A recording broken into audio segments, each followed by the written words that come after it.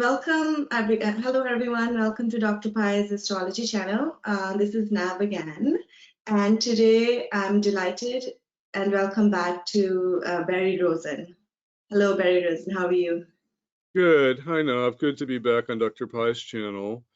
Today we're going to kind of do a lesson on Ayurvedic psychology, understanding multiple dimensions of meaning in Vedic astrology, and it's quite a fascinating topic.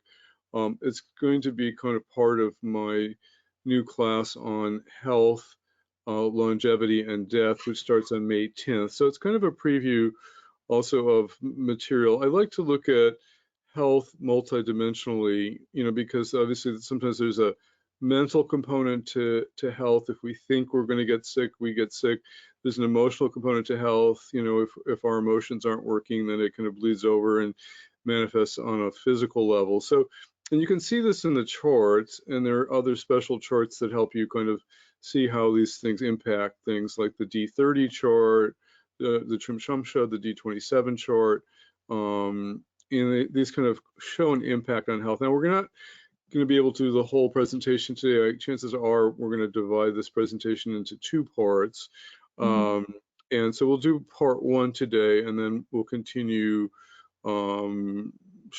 soon, maybe next week, and to just so that we don't overwhelm you with too much material. Good. And so those of you who don't know me, I've been practicing Vedic astrology since 1988. I've been teaching Vedic astrology for 5 years. I do consultations. My real passion is teaching classes. I have about 30 classes that I've taught on my that are available to watch on my YouTube channel, and I do not on my YouTube. I do have stuff on my YouTube channel, but I do have them on to purchase on my website.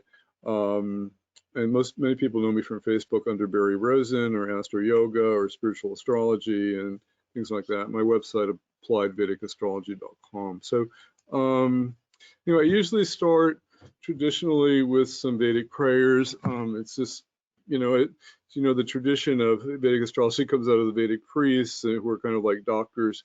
And I find that if I get back to the Vedic prayers and start my classes and readings with them, that everything always just kind of flows out from Ganesh. So we'll start with some opening prayers. Om Asatoma Sadgamaya Tamasoma Jyotirgamaya Mrityoma Amritam Gamaya Om Shanti Shanti Shanti. Om Ganeshaya Namaha, Om Ganeshaya Namaha, Om Ganeshaya Namaha, Om Ganapataye Namaha, Om Ganapataye Namaha, Om Ganapataye Namaha. Vakritunda Mahakaya, Suryakoti Samaprapa, Nirvigyam Karame Deva, Sarvakaresu Sarvada.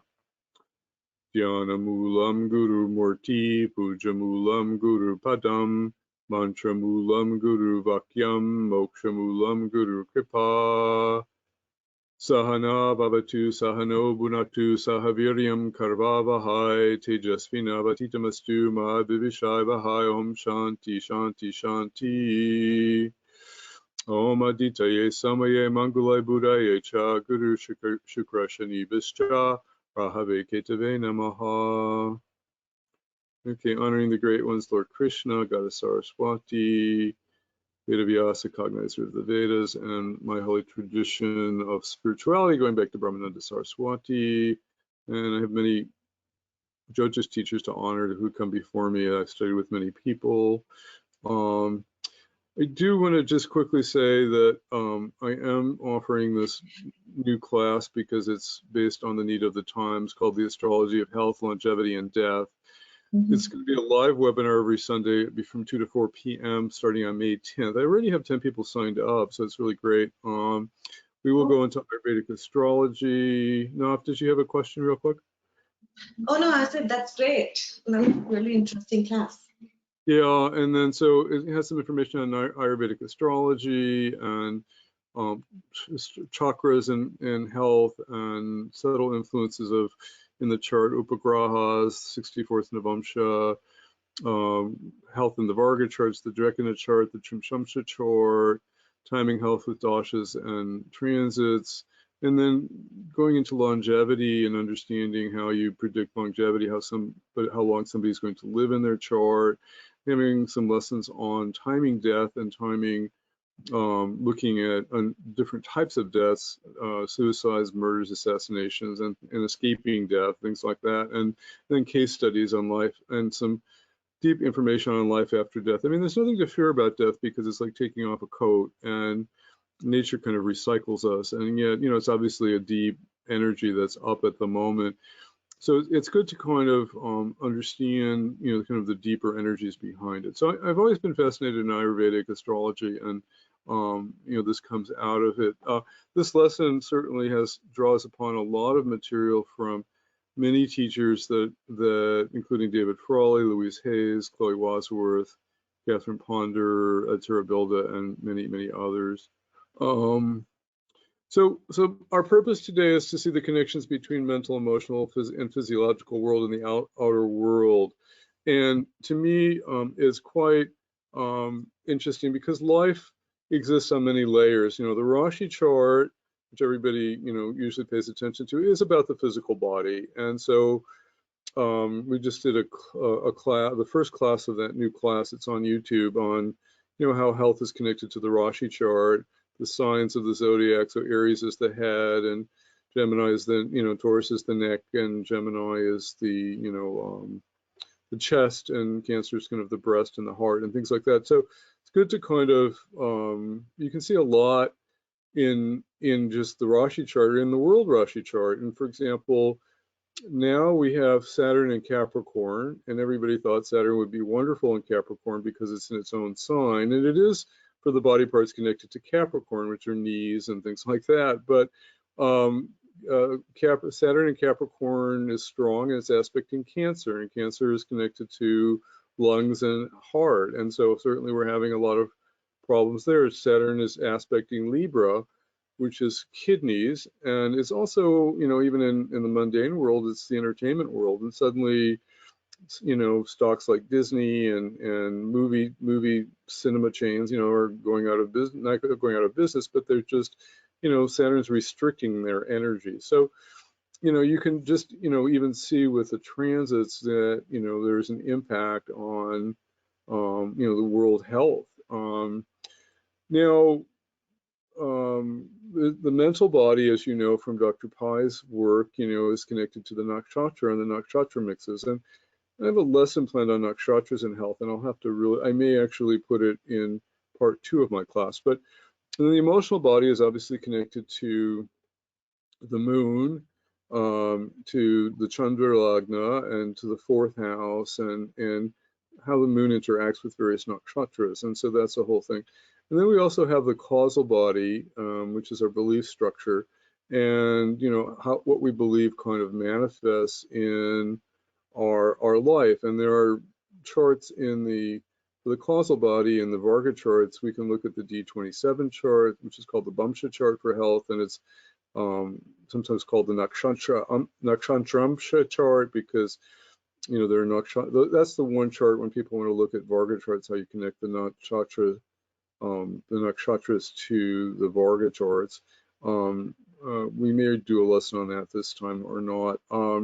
In the D30 chart, the Trimshamsha chart is very important for the causal body, and you can see a lot of health tendency. And you can also, we also have ancestral karma, which shows up in the chart of our parents, in the D12 and the D40 and D45. And sometimes we kind of take on our ancestral karma, you know, through genetic illnesses and things like that. So it's kind of quite fascinating. You know, Vedic astrology is like reading strands of DNA, and we want to go deeper with it.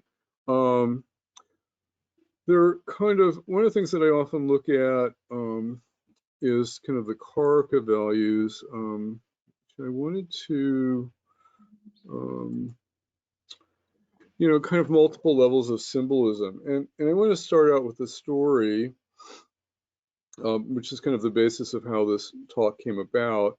I have a friend, he's no longer with us actually. He's a dear friend, and he had K2 in the fourth house.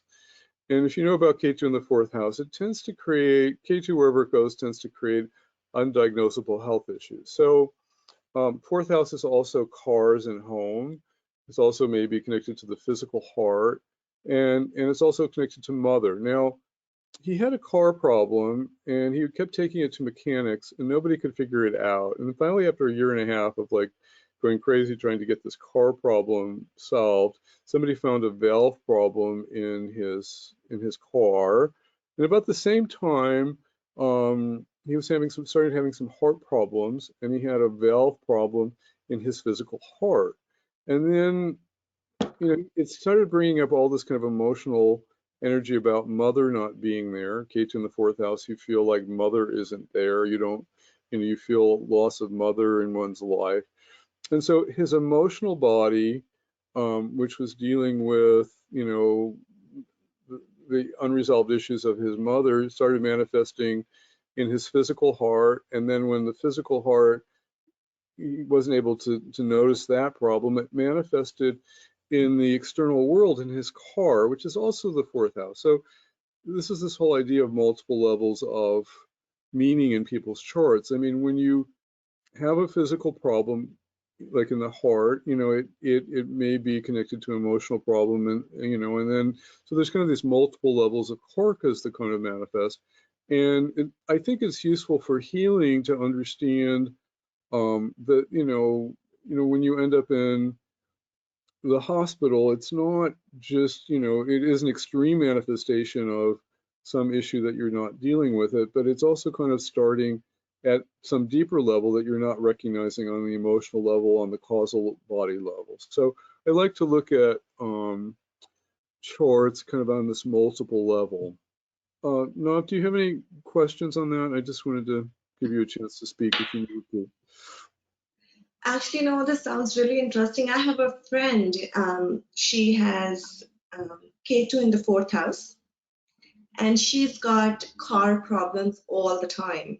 And they can never figure out what's going on, what's happening. She gets it fixed because they say, okay, it's fixed, and then it breaks down again.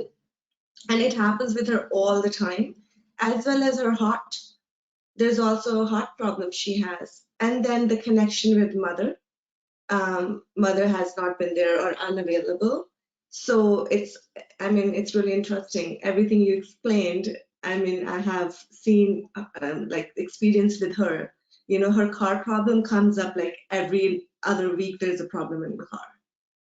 So to me, what's fascinating about these relationships is that if you don't handle and do the healing around mom, then it manifests in heart problems and car problems and problems. And sometimes K2 in the fourth house, you have problems in the house. You have insect problems, or you have mold problems, or things that and sometimes you have to keep moving because you can't, you haven't healed the issue with mom, and so it keeps kind of manifesting in some physical manifestation until you're forced to look at it. So I like to see life as kind of symbolism, that things aren't like random. And I used to have a friend who used to say, and it happens to me too, if I'm suffering from low self-esteem, but particularly sometimes Saturn's impacting me in a very bad way, those are the weeks that I have like flat tires.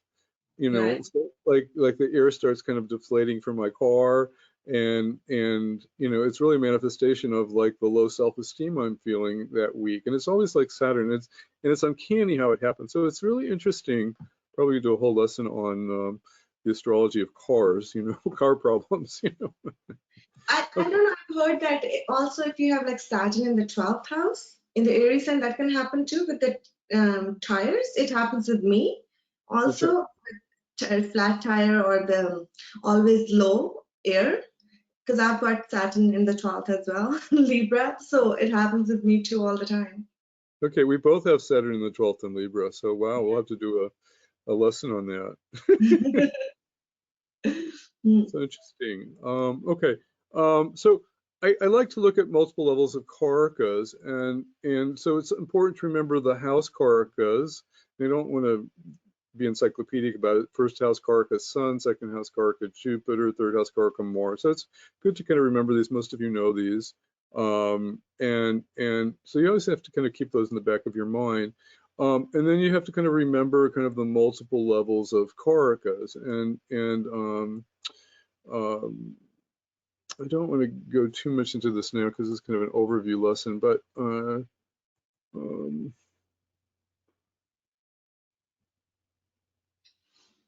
so, you know, I think it's important to kind of understand these kind of multiple levels. So sometimes, like, Sun in the 12th is a very kind of difficult problem. You know, it's called Marka Karkastana, which, you know, it's one of the more difficult things that you can have in a chart. And it usually,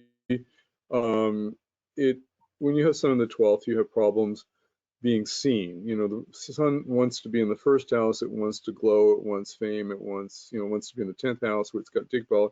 In the 12th house, it's like hidden from view, it's hiding, nobody sees the person, and it creates kind of fall from status. It can create heart problems. It tends to create repressed anger. And so to me, when I see Sun in the 12th house, I like to recommend that people like get on stage. They go to Toastmasters, they go into community theater. And it's like the hardest thing in the world to do, but unless they kind of get the Sun out of the 12th house and get rid of the repressed anger towards father who wasn't there, you know, they developed heart problems. They, you know, they're gonna, you know, be perpetually suffering at work because they're not promoted. So they have to kind of, to heal the Sun in the 12th, they have to get it, you know, they have to kind of, you know, get on stage. They have to do things that are harder for them. And 12th house planets, as you know, are very hard to heal because they're really deep unconscious patterns, and you don't want to heal the 12th house patterns because they're just too hard to deal with. You know,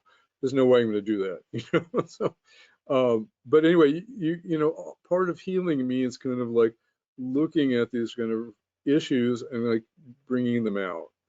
So we can go through all the multiple levels of all the planets. I'm not going to do that because it's, you know, too encyclopedic to do, but you know, Sun is confidence, low self-esteem when it's weak, it's bosses and leaders, it's, you know, the right eye, it's eyesight, it's heart vitality. You know, when it's weak, you know, you get stomach problems and spinal problems and stuff like that.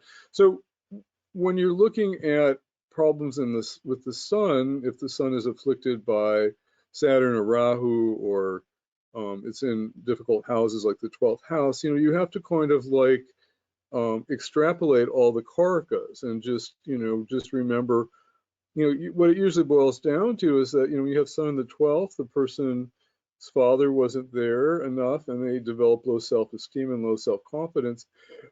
And so you have to encourage them to work on their confidence by, you know, studying with somebody like Jack Canfield and doing seminars and building self-esteem. And it's not just, yeah, they'll have problems with bosses and fathers and eyesight and all those things, but on an emotional level, ultimately they need to work on their self-esteem and their relationship with their father. They need to kind of like maybe father somebody. So the Sun in the 12th is not going to be very good at being a father. So like the remedy is to actually like adopt a kid, like big brother, big sister, be a father to a kid, be a father to your nephew or something like that. And you may not feel very good about being able to do it. And the things that are really hard to do are the things that we need to do. So, you know, that's how this kind of multiple level healing kind of works. You have to sometimes you have to do the things that are hard to do. If you want to get rid of the physical problem, you have to do something. So like even your friend who has car problems, I mean, she really has to kind of nurture others, be a better mother. If she takes on the kark of the 4th house for mother and nurtures other people or cooks for other people, it may eventually lead to healing her relationship with her mother, and then her car problems will go away. But until she kind of works through all those things, it's, you know, the physical problem will keep manifesting to point her to heal the deeper problem. You see? Right. Mm-hmm. Yeah. So we can do this with all the, all the karakas. Again, I'll do this probably in a larger lecture in my class, but I just, just giving you an example that, whenever you look at the multiple levels of the karakas, then you see that, how you have to come up with the remedy. So with the moon, a lot of people have weak moon, particularly if it's in like 6th or the 8th or the 12th house. Again, difficult relations with mother and emotions.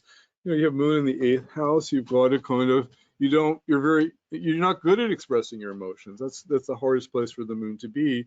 So you have to get into a sharing group where you kind of like learn to start sharing your emotions. And people with moon in the 8th house, they don't want to share their emotions, but until they do that, they're not going to kind of heal all the moon issues that are in their life, you see. And once you 8th house, sorry, 8th house or 12th house, you meant? 8th house, 12th house moon is not nearly as bad, but it's 8th house moon is the worst. 12th house moon is difficult. Okay. Yeah, moon in the 6th, 8th, or the 12th house are really kind of the difficult ones to have. And, you have to kind of,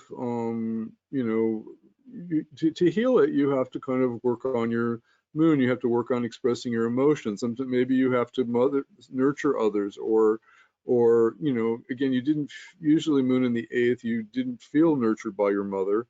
So you have to nurture others. You have to express your emotions in order to kind of heal those kind of energies. So it's kind of good. There's this whole multiple levels of karakas. We could look at all of them, but I mean, I would probably take the whole lesson. I kind of want to give some broader principles. Okay.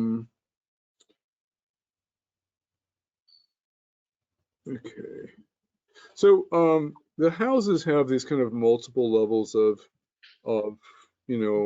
physical. We're studying this in the class. So we said like Aries is in the first house is head, brain, hair, appearance. Freedom from ill health if the first house is strong, like it has Jupiter in there and a good sign. Second house, face, right eye, teeth, tongue, mouth, nose, speech, nails, steadfast of mind. So you put a benefic in a good sign in these houses, then you don't have problems with these things. You've got Jupiter in the second house and Sagittarius or Scorpio rising or something like that. You probably don't have dental problems if there are no malefics like Saturn or Rahu or Ketu aspecting it. So, and that you put a malefic in the second house, you have problems. Like when I had, I have Rahu in the second house, and I just, I had probably 10 years of dental work going on when I was young. Somebody knocked out my front tooth. I had upturned cavities. I had to have braces. At some point I finally got through all my Rahu in the second house problems. But you have to kind of you can do a lot of understanding of prediction of physical problems, just whether you got malefics aspecting certain houses. In my case, yeah, is there an emotional component to Rahu in the second house? Yeah, somehow feeling an outsider in my family. My family was forced to pay all these incredible dental bills for me, and because I somehow didn't feel loved by them, and so there's a lack of nurturing with Rahu in the second house, feeling outside of my family. So you can kind of understand, when you understand all the different karakas and what the meanings of the houses are, you can go deeper when you have a physical problem with that house, with physical health issues with that house. There are going to be emotional and psychological issues too when you understand the multiple levels of the karaka. So it's quite interesting. Fourth house is chest, lungs, heart, and chest. Yeah, I mean, women sometimes develop breast cancer if they have, malefics like Saturn and Rahu together in the fourth house. And, usually they have trouble like being a mom or nurturing their children. And so when that happens, it gets expressed in their breast as, as breast cancer and things like that. So there's always like a connection. You can, before it manifests as a really deep physical problem, it's there on the causal body level, it's there on the emotional body level, and you can heal it before it manifests into a big problem. Now, when if you don't heal it on the physical, on the emotional level, then it manifests as a physical problem. And usually we just feel victimized by the time we're in the hospital, but it's been brewing for a long time before that. So it's very interesting. So I think it's useful when you're doing charts to kind of help people understand the emotional level, the repressed anger, or the resentment. Saturn Rahu's usually resentment, and resentment leads to development of cancer if we don't deal with it. If we hold on to feeling angry about somebody, it eventually develops into cancer. So it's very important to kind of understand how these multiple levels work, so we're not just a victim when things happen on the physical level. The Varga charts show us different levels of our health too. So the Varga charts that are important for health are the D3, the Drekina chart, which is more physical health. You can diagnose a lot of health problems in the Drekina chart. We're going to have a lesson on that. The D9, which is always important for soul connections and general longevity, is another Varga chart that's important. There are genetic and ancestral influences. In my Varga class, we had 3 or 4 lessons on genetic and ancestral karma, and you see that in the D12 and the D40 and the D45. Sometimes people don't look at these Varga charts or know how to look at them, but everything always starts from our parents and then their parents, and so inevitably, you can sometimes, if there's a problem with alcoholism in your life, I mean, it probably is in your parents' chart and your ancestors' chart. And sometimes we feel victimized by things that are even beyond who we are. I mean, sometimes I'm very fascinated by ancestral karma, and sometimes, as in the Vedic tradition, we have a special holiday in the fall before Navaratri starts for honoring the ancestors, because even though our ancestors may not be physically here, they're there on some level, and sometimes they're working out their karma through us, and there's a whole book that Mark Wolin has, a book called "It Didn't Start With Me."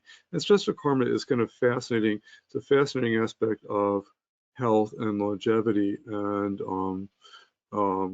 I have taught it in my Varga class, my second Varga class, and I think it's just fascinating to see how sometimes your problems are not problems that you came in with. I mean, I had a client, and her parents were very active in the India-Pakistani War in 1947-48, and one of the parents, was responsible for actually slaying, many hundreds of people in that war. And just was, whenever you get that kind of, and so those ancestors were very, the parents are dead, but those ancestors who were slain in the war were kind of impacting this woman in her life. And one of my swamis was able to do a deep clearing of the ancestral karma, and this woman's life suddenly changed. And so there are these influences sometimes that happen in our life from our ancestors, and it's quite fascinating.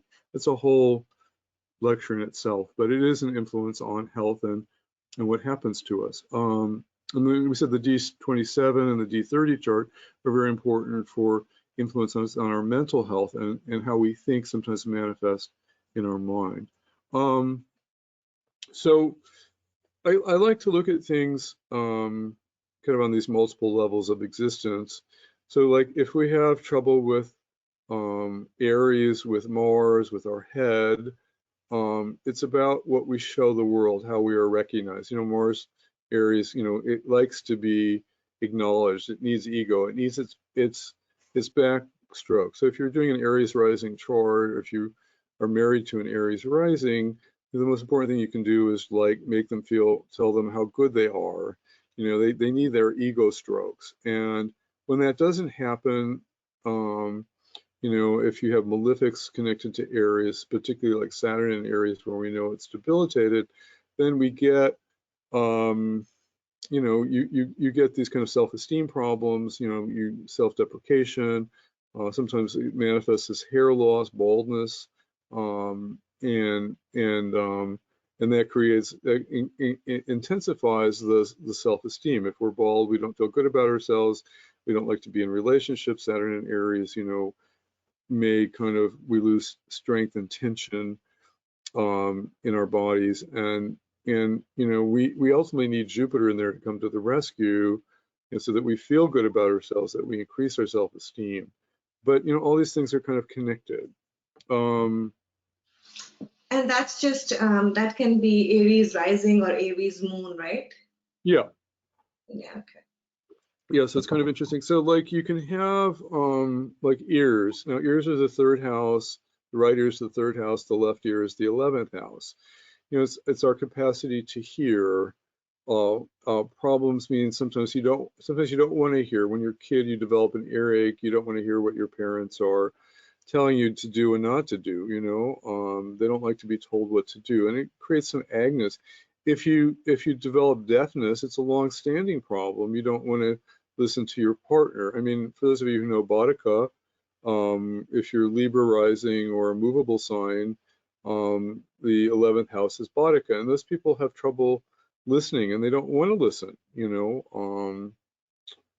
My wife, for example, is Libra rising, and she's got a Boudica situation with the 11th house, and she's developed definite hearing loss, at a very young age, and sometimes she doesn't want to hear what I have to say, and she actually keeps her hearing aids off now. So it's like it's a long-standing refusal to listen to somebody, and if you don't want to listen to your parents when you're young, if you don't want to listen to your spouse, then you start developing hearing loss to kind of do that. And how do you cure something like that? You have to kind of be open to like listening. You have to change your pattern. It's like, but it's kind of difficult. But that's also seen that's seen through the like, for example, you gave an example of Libra rising. So to someone who has a Libra moon, they could have the same problem. Possibly, you can do Boudica from the moon sign sometimes. Boudica, Boudica is we did that lesson on it last time we were with you. That one's on Dr. Pai's channel. Boudica for the movable signs is the 11th house, Right. and so that represents one of the ears. So movable signs almost always have problem with listening, and even the other movable signs, Aries, Aquarius owns the 11th house. Cancer, Taurus is connected to Cancer, Taurus is the 11th house. And then the other movable sign, Capricorn, Scorpio is the 11th house. So if the 11th house Lord is afflicted, particularly by one or two malefics, then this problem with listening or developing hearing loss is going to be stronger, is maybe inherited from a family pattern or something like that. Right. Thank you. So other multiple levels of existence. So we have eye problems, very common. Second and 12th houses are eye. The right eye is the second house. The 11th, the 12th house is the left eye. And eye problems represent things that we don't want to see about ourselves or about life or present. So when sometimes you get young children with these big, heavy glasses, they have trouble seeing what's going on. They don't want to see what's going on. If their parents are fighting, sometimes they'll emotionally develop eye problems because they don't want to see their parents fighting. It's kind of a thing. Sight has a very deep emotional connection. I used to work with an eye doctor who's an optometrist, Dr. Sirota in Chicago, and he used to prescribe glasses to heal your emotions, and actually they worked. It was very interesting. Let's see if I can pull up my chart here.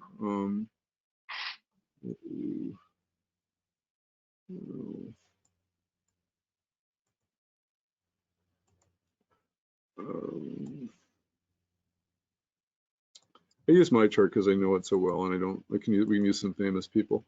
So, I was very lucky. See, I've got Saturn in the left eye, Saturn in one eye, and I have Rahu in the other eye. Okay. But the thing is that my Jupiter is so strong. I have a stationary Jupiter in my chart. I was born on the day Jupiter went retrograde stationary, so it makes it very powerful. So my Jupiter is protecting my eyesight because Jupiter aspects Saturn exactly, and it aspects Rahu. Chakrapani, when he first did my chart, said I was going to develop eye problems, and I do have macular degeneration, but I think my eyes have been protected by Jupiter. But when you have malefics in the second and the 12th house, you can easily develop eye problems, and it can be like you don't want to see something. You're afraid of the past or the future. And when the sun and the moon are afflicted, it also creates eye problems because they're the carcass for sight. So it's very interesting. So when people have eye problems or serious eye problems, you have to ask them emotionally, what are they not wanting to see in their life? And you have to encourage them to heal that, otherwise the physical problem gets worse, Right. So headaches, headaches are afflictions to the first house or the ascendant lord by a malefic by like Mars, Saturn, Rahu, Ketu. What are headaches about? They're about invalidating ourselves, about what I'm making myself wrong for. So we have to kind of forgive ourselves. When people develop migraines, they're pressuring themselves a lot, right? Maybe Rahu aspecting the first house or the first house lord, too much ambition. I'm not doing enough. I'm not good enough.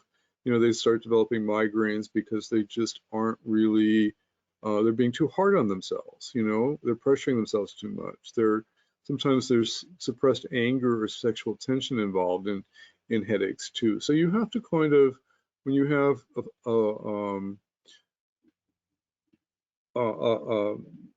malefics aspecting the first house or the first house lord, and people have headaches, you have to kind of help them say, stop being so hard on yourself, stop being so ambitious, let it go, stop suppressing your anger. And when, headaches are a huge problem in our world. I mean, how many people buy out, pain relievers because, and it's usually we're too hard on ourselves, we're expecting too much of ourselves, and then it creates, a buildup of tension in the head. So obviously, afflictions to Aries are also going to create headaches too, right? Aries is head. So if you get too many planets, I've been blessed, although I've been very lucky. I have Mars in Aries. So, obviously in the Lord of the Sixth and the Sixth. So I think it's protected. I have been very lucky. I almost never get headaches. And even though I have Saturn kind of afflicting it, the Mars in Aries has been very strong. So I've been very lucky with that. But, if you get people with Saturn in Aries, inevitably you talk to them, they always just always dealing with headaches, So afflictions to Aries or the first house lord are going to be a problem.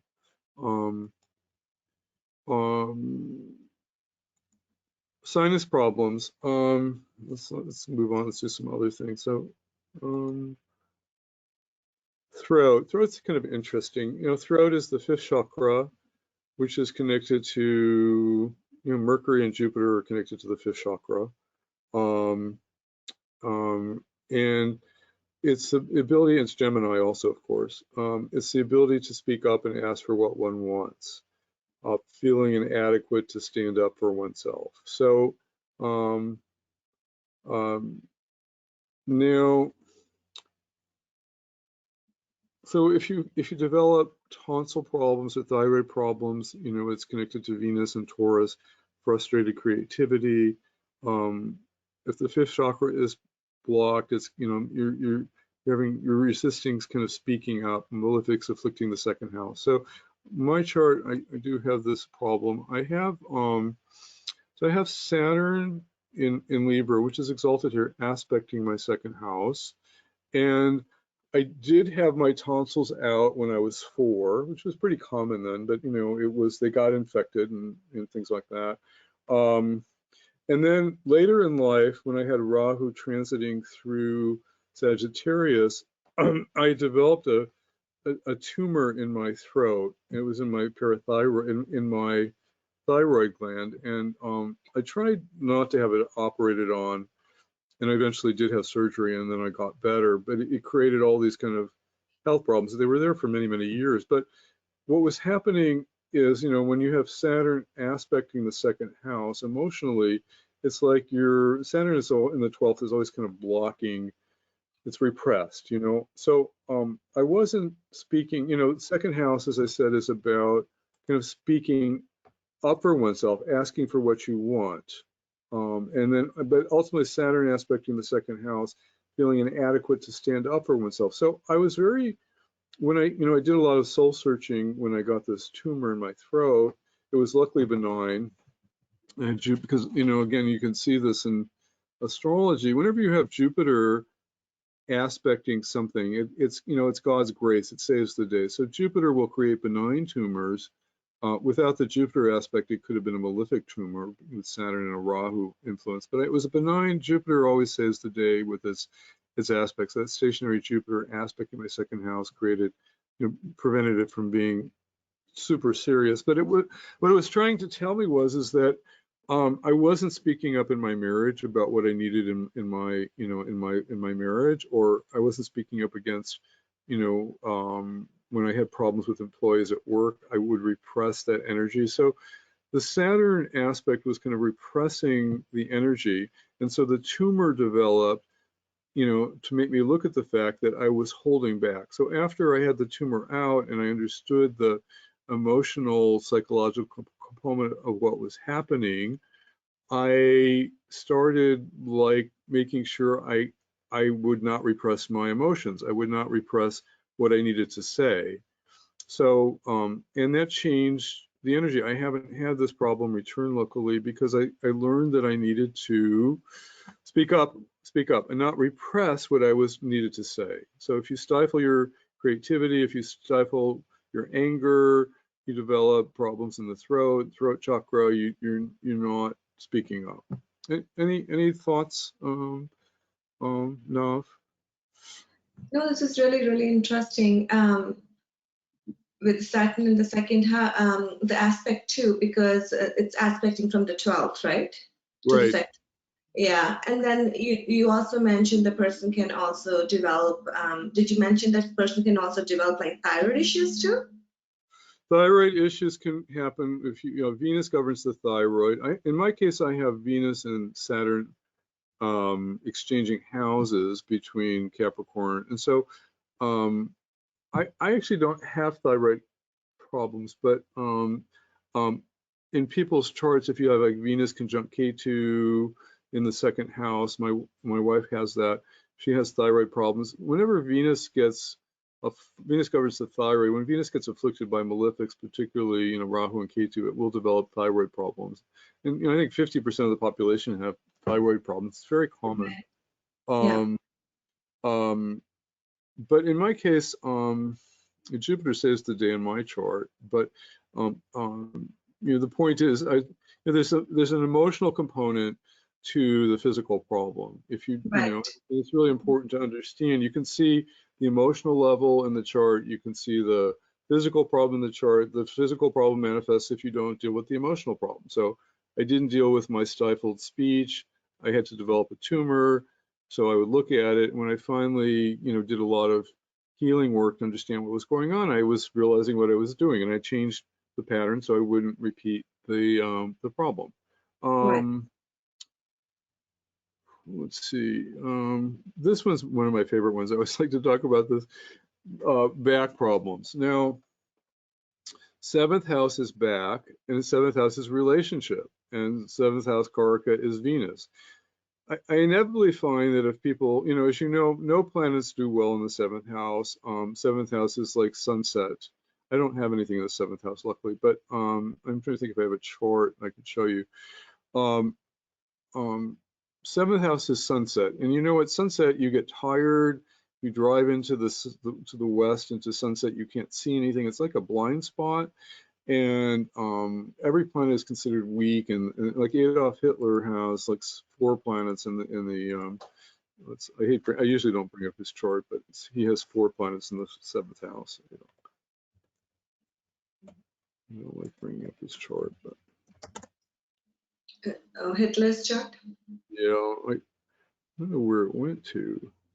It vanishes because I don't like ever bringing it up. But oh, okay. Let me. I'm sorry, I did have it up here. I don't. The database ate it up lately. But anyway, like Hitler has 4 planets in the 7th house, and planets in the 7th house just have poor. They lose a lot of energy, and like even Hitler has an exalted sun in the 7th house. It was like, he had all this charisma to be this great leader, but he was out of dharma. It's like planets in the 7th house also get out of dharma, so they're twisted. Anyway, so 7th house planets, 7th house is back, and so when you have planets in the 7th house, I think Princess Di also has. I don't know if she had back problems, but she okay, inevitably, I find that when people have back problems, they have relationship problems. So, and that will turn up in the 7th house. You put Mars or Saturn in the 7th house, or Rahu in the 7th house, or Ketu in the 7th house. Those people particularly will have back problems. Sometimes they end up with needing back surgery. And usually, kind of the back is like a blind spot. You can't see your back. Sometimes you put even benefics in the 7th house, like Mercury, Venus, and Mercury. Sometimes people have too much sexual energy. Their spouses are prone to affairs. They can't see the affairs, and they're feeling that something's wrong, and the problem kind of manifests in their back.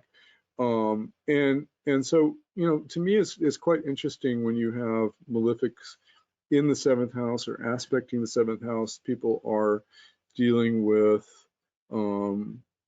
unacknowledged spousal problems. Again, the 7th house is like a blind spot. I talk about it in my book on finding your blind spots.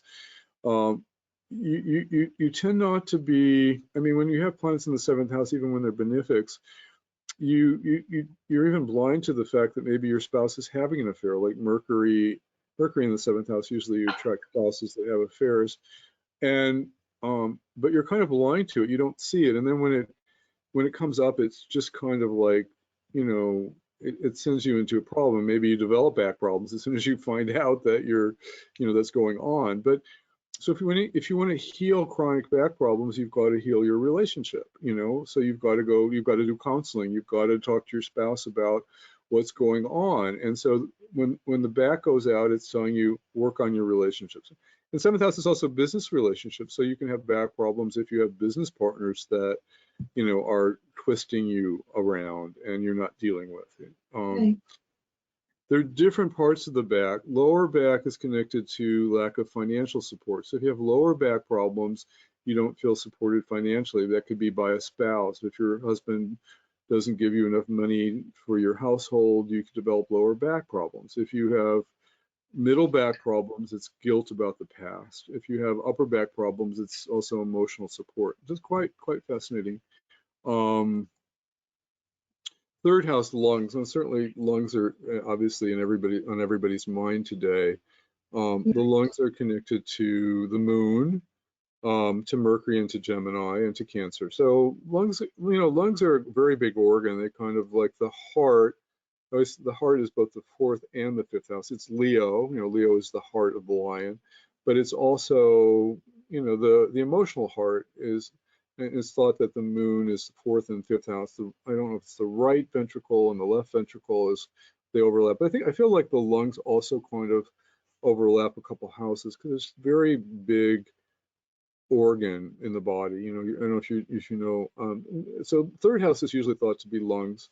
So if you have afflictions to Gemini or to Cancer, and we have Saturn afflicting Cancer now in transit, and suddenly the world's dealing with lung problems.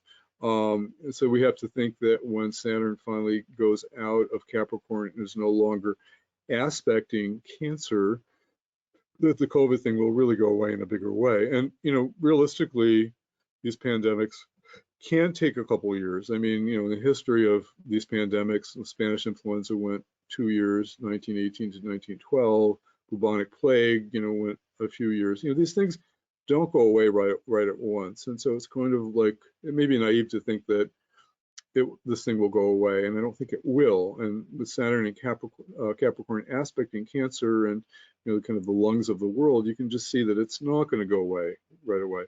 But lungs represent our capacity to take in and give out life and to live fully. Are we breathing in life? If people develop asthma, it's kind of like they're not willing to take in life. They're holding back. People, you need to, when you have people have lung problems, you always recommend pranayamas. I've been teaching breath work for 30 years now because it's, when you have emotional problems, you're holding on. Like, think about, when you're fearful, what happens? You stop breathing, you hold your breath, right? You're fearful, Right. you stop breathing. And so you're not willing to kind of embrace the fear and go through it. And when you stop breathing, you can't deal with it because there's no air getting in, no prana getting in, and you develop problems.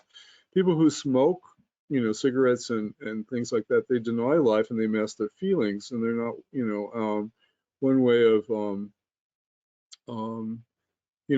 people probably don't know that, tobacco actually is a drug that anesthetizes the emotional body. So people who can't deal with their feelings often turn to tobacco, and the tobacco blocks their emotional body.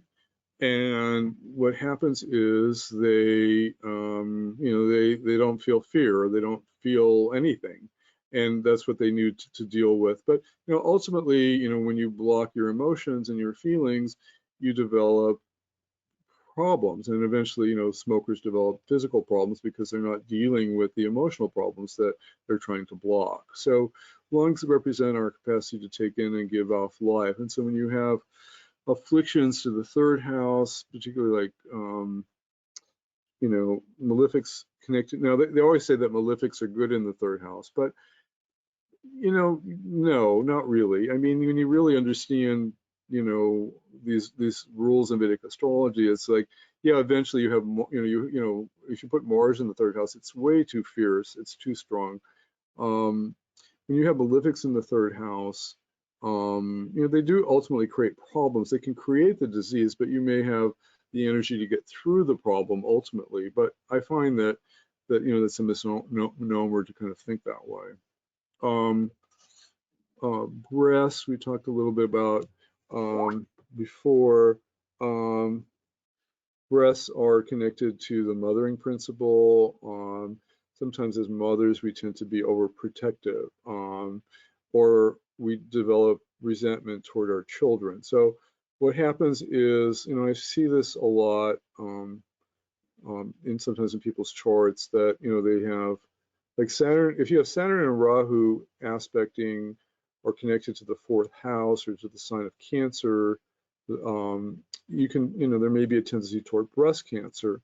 And usually the problem is that mothers are being too protective. Their children go away and they're hanging on to them, and they're trying to children have grown up, but they're like still trying to kind of like, control them, and they tend to be overbearing, or they resent the fact that their children have gone away and don't call them enough. And then so when that happens, then, cancer can develop in the breast. And so the rule is when children grow up, we let them grow. We're kind of a portal to bring our kids in. But then what happens is we have to let them go. They have their own lives. And if we don't let them go, then we develop problems in our, in the fourth house in the breast and things like that. So kind of interesting. Let's see. Did you want to share anything, Nav? What do you think about Ketu in the third house? Well, again, Ketu is considered good in the third house because they always say benefics or malefics do well in the third house. To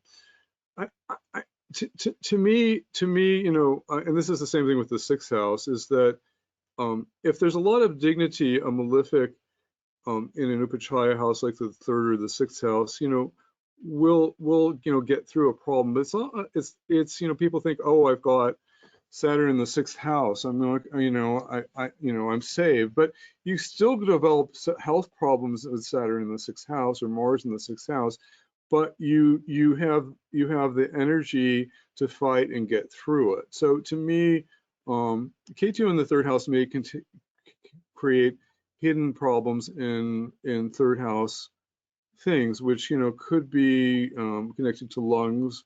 It could be connected to arms. It could be connected to what other 3rd house significations are. I mean, to me, like 3rd house is also siblings and brothers. So when you have problems with your siblings, you can develop health problems connected to 3rd house energies there. Right.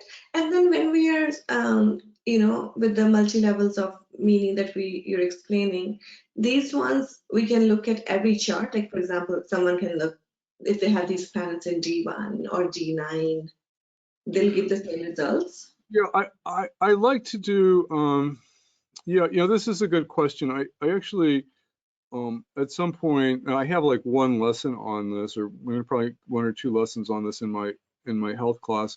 It could be like a 10-lesson class, because it's, everything in Vedic astrology is that deep all the time. So probably we do, when we're looking at the emotional problem, we have to look at it from the moon chart, and so we can. I tend to use these multiple levels. I tend to look at it in the Rashi chart. I think when we look at the Varga charts, there are different rules for doing health in the Varga charts. I mean, the Drekana has a whole set of rules for health in the D3, and the D30 chart, the Trimshamsha chart, has its own kind of levels of. You look at the 6th and the 8th and the 12th houses in the D30 chart for health issues. So all the you can take some of these principles and look at health problems on multiple levels here. I'm trying to think. Let me see in my chart. I think it does work in some of the Varga charts. Let's look at my Varga charts here, because again, I know me and I can look at it. So my D30 chart, I've got it down. It's kind of small. Here in the corner. I'm using South India. I apologize for people who like North India. So my D30 chart is Mercury. Now, one of the things, first thing we look at in a Varga chart is where's the chart Lord. So Lord of Mercury is Mercury. It's in the 8th house. So this is not good for my Trimshamsha chart in general. But then we have to look for planets in the 6th, 8th, and the 12th houses in the Trimshamsha chart. So I've got Rahu and Ketu in the 6th house, so my Rahu period can bring up a lot of, problems. And I'm in a Rahu period, and it has brought it up because Rahu's stronger than Ketu because Rahu's in Aquarius here. So so my Rahu period has been a little bit protected because from a lot of really difficult things, although I've had my share of them in my Rahu period, because Rahu's in Aquarius. But when I go into Mercury subperiods, and I have had difficult Mercury subperiods, I tend to have more health issues come up. Now, in my chart, can we look at these multiple dimensions here? It actually sometimes works better I taught this in my Varga class, and sometimes there are very specific rules for each Varga. And as you know, when you become a Vedic astrologer, you can't keep everything in your head anymore. You've got to look it up as you get older. So I'm trying to think if the multi dimensions is working in my Trimshamsha chart.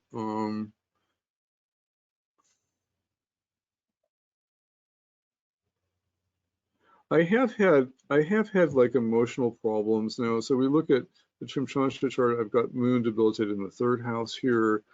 I mean, I did have a lot of emotional health issues, a lot of emotional problems that could have developed into more serious problems like asthma and more serious lung problems. But I did they were so bad that I became a yoga teacher and learned pranayamas and became a pranayama teacher. So I kind of overcame this deficit. But the emotional problems, again, I said there's a problem with holding your emotion or holding your fear, and then it develops into lung problems. And I can't see that in my Chimchamcha chart. But anyway, good question. Again, we probably have to go deeper with it. I'm not sure I can cover that, but very good question.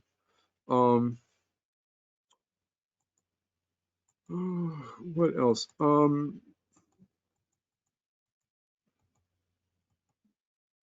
Let's do knees. That's kind of interesting.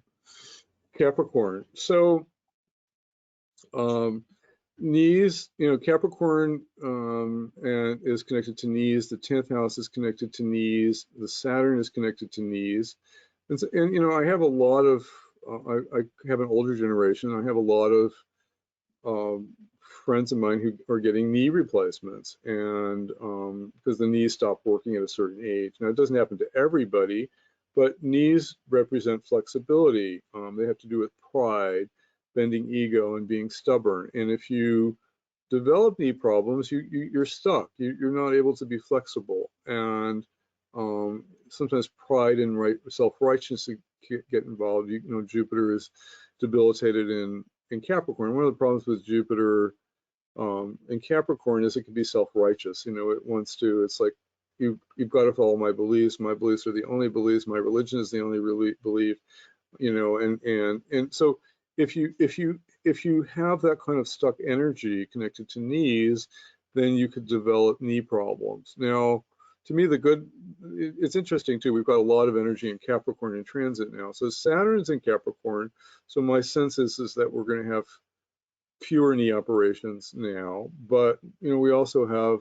I do look at the outer planets. We also have Pluto in there now. We have Mars in there in transit now, and then we have Jupiter in there for a year and 3 months, total between the 3 months in there now and until June. And so, you would think that we may be developing more.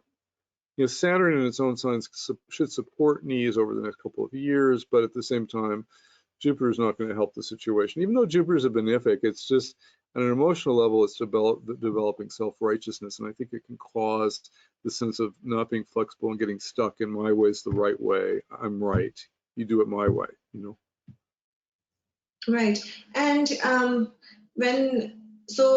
if someone has planets in Capricorn or in the 10th house, for instance, if someone has Saturn in Capricorn or Saturn in their 10th house, are we looking at the same results? Well, okay. So again, with Ayurvedic astrology, you have to remember, obviously, if you have a planet in its own sign or with dignity, it's going to support that function. So Saturn in my mind, Saturn in Capricorn, if you have Saturn in Capricorn in somebody's natal chart, they're probably going to have strong knees and not have knee problems, unless there's like a Mars aspect to it or a Rahu aspect to it or another malefic aspect to it. So I would say when you have a planet in its own sign, like I said, I have Mars in Aries. I don't have headaches. I'm very lucky because I have Mars in Aries that had a planet in its own signs protecting my head. I have had head injuries, but I tend to be very blessed for not having headaches. So in my mind, yeah, you have to look at the 10th house for knees. So like if you had, let's say you had a couple malefics in the 10th house or aspecting the 10th house, it might lead to knee problems. And it would be in a certain period, right? Again, it's not like you have a health problem all the time. Does it come up during a certain dasha or a certain transit, that kind of thing. Yeah. Right. Thank you. Good question. And then feet is Pisces in the 12th house, right? So it represents understanding of life and ourselves, past life and future. Old people have trouble walking. There's no place to go. The 12th house is also, Pisces is the lymphatic system. And, the lymphatic system is very, it runs through your whole body. It's very key for if your lymph system gets clogged up because you don't do enough exercise, and you develop all kinds of problems.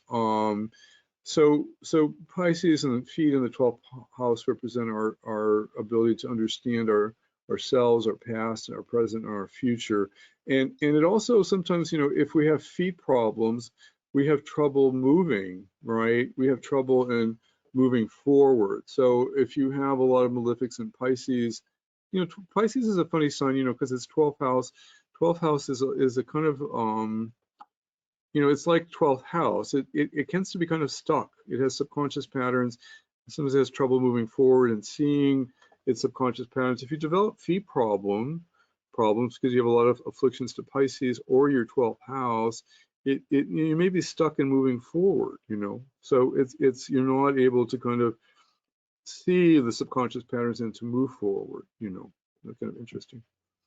Skin problems. So Mercury governs skin, and it represents our individuality. Problems represent, when we develop skin problems, like you have teenagers have acne problems. They usually have self-esteem problems. I'm not pretty enough. I'm not. I don't like myself enough. I don't approve of myself. So and that can show up. Afflictions to Mercury create skin problems, particularly get Mercury K2 problems. It creates eczema, and skin is a very kind of all-pervasive organ, and it's very funny when you think that it's Mercury, but you put Mercury very afflicted in the chart, you're going to develop certain skin problems, and skin problems ultimately are about self-nurturing. Do we approve of ourselves? Mercury, you put Mercury in Aries, and in the first house or something, maybe you're going to get acne, and we're not loving ourselves enough. So we have to look in the mirror and approve of ourselves, and to kind of look, and Jack Canfield has all these exercises for building self-esteem. You have to look at yourself in the mirror and pat yourself on the back and tell yourself all the wonderful things you've done that day, how much you love yourself. Hardest thing in the world to do, right? Can you do it? But to improve self-esteem before you're going to bed, look yourself in the mirror and say all the wonderful things about yourself rather than beating yourself up, Right. And if you do that, it improves your skin problems, particularly if they're on the face. But skin problems could, another part of the problem, could be connected to other issues. So it's very interesting how the body is very kind of connected. Accident problems connected to Mars in the 6th and the 8th house, right? So what happens with people who have accidents is they have anger that's building up and they're not letting it go. They feel frustrated. They don't speak out their anger. And the problem with when we're little kids, on the playground, we get into a fight, we express our anger, we let it go, and then 5 minutes later we're laughing. You see that with little kids. But adults have been taught to repress their anger. We get angry at our bosses or our spouses or our friends, and we don't do anything about it. We don't let it go, and then it gets it bubbles up into an accident. So if you have some people that are very prone to accidents, usually Mars is a particularly bad planet for them, like Virgo rising, they always have trouble with Mars, and Mars owns the 8th.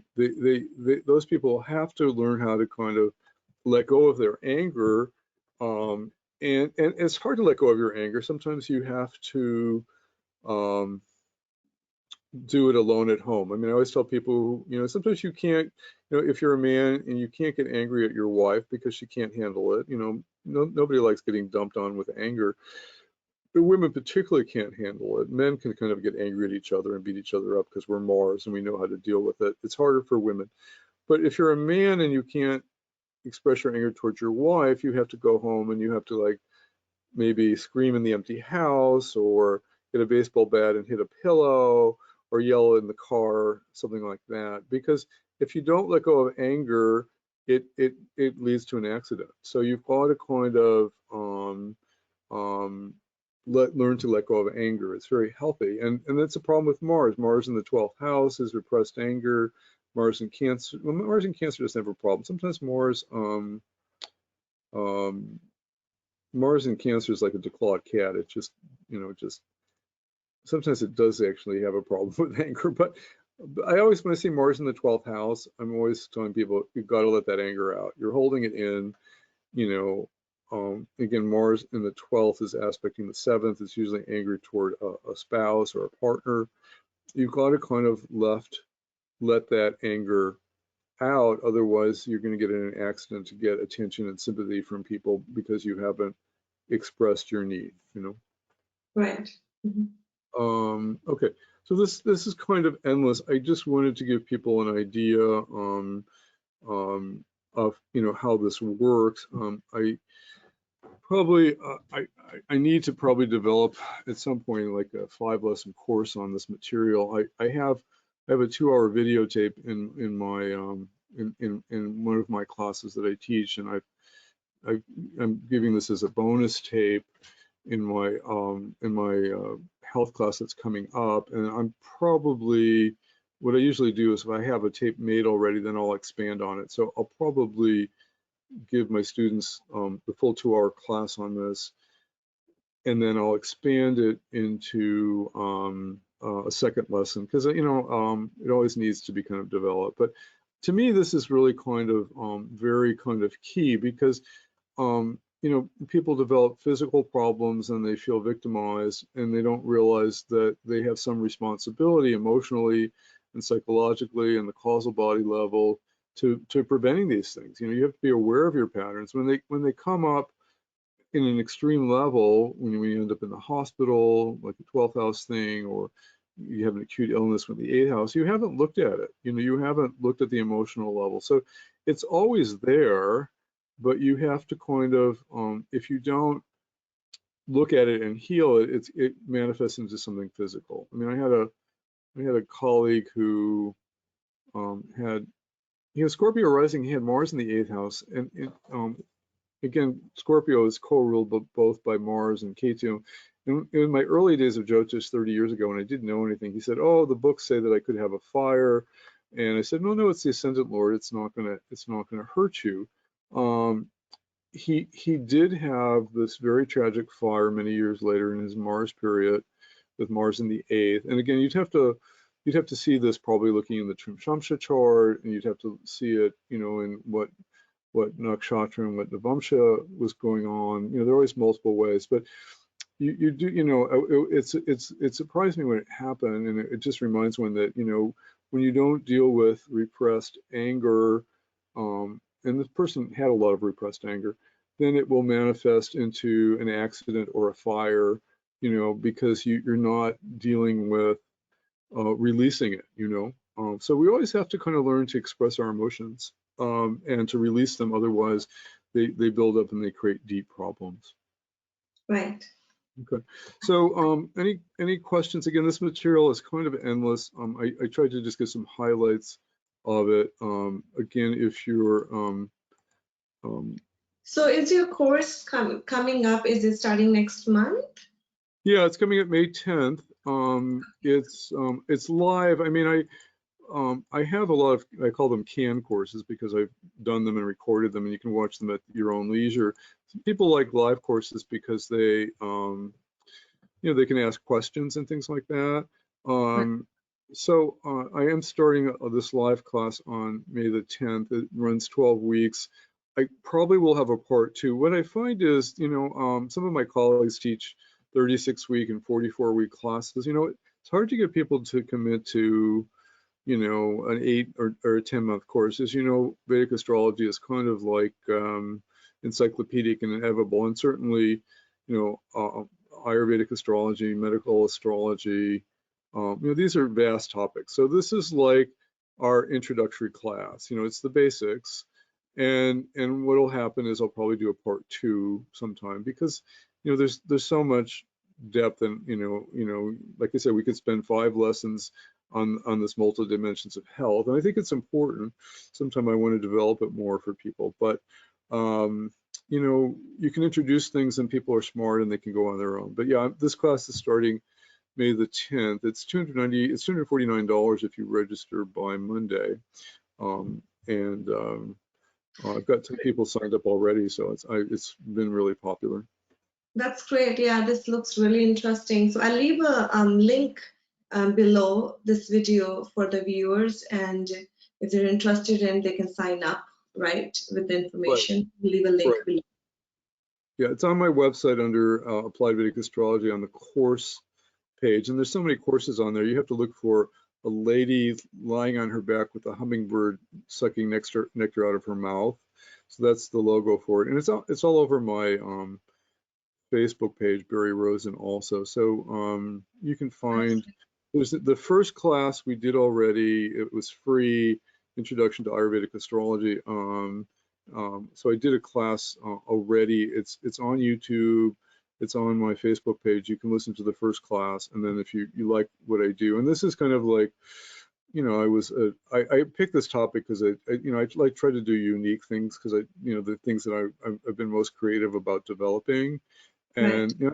I don't know anybody that teaches this kind of work this way, but I like doing really creative things, so that's why I shared this information with you today. That's beautiful. Thank you. Good. So I'm going to any final questions? No, thank you. This was really, really informative and really profound. I mean, new ways of really learning underlying, like you mentioned, multidimensional, and really seeing, like not masking the problem, but really seeing how we can day to day really bring it in our lives to really fix that or try to heal that, right?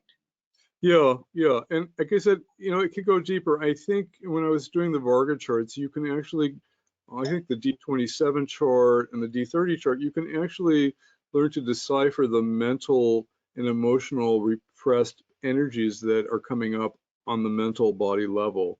You can see it in the D30 chart and the D27 chart, and that's where it starts. And sometimes, it's subconscious. You don't sometimes see those patterns. You can see them in the chart, and you can say, you probably have a repressed anger problem that's here in your D30 chart, in your D27 chart, and you need to work on it. So to me, it's quite fascinating. It's just, Vedic astrology is like reading DNA strands. It's quite wonderful. Right. So we'll come together again for another wonderful lesson, Nav, and thank you for hosting. And I'm gonna officially end the tape, and then you and I can talk quickly after that. I think you'll still be able to talk to me. If not, I'll call you. But I'm gonna officially end the tape, and then it'll save it, and then I'll email the recording to you. So I'm Sounds good. officially ending the recording. I think we're going to be able to talk